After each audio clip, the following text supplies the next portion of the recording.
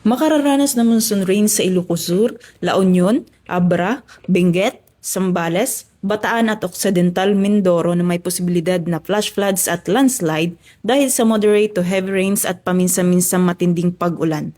Samantala, paminsan-minsang pag-ulan ang inaasahan sa Metro Manila at ilang bahagi ng Luzon, habang kalat-kalat na pag-ulan at thunderstorms naman sa Batanes at ilang bahagi ng Visayas.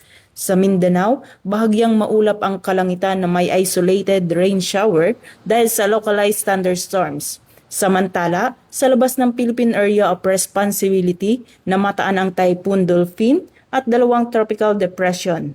Para naman sa mga baybayin, rough to very rough seas ang inaasahan sa Northern Luzon, habang moderate to rough seas sa natitirang bahagi ng Luzon, Visayas at Mindanao.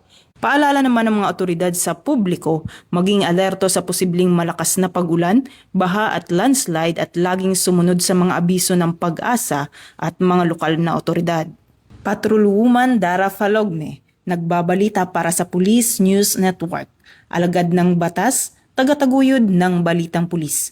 Bagong PNP para sa bagong Pilipinas, serbisyong mabilis, tapat at nararamdaman.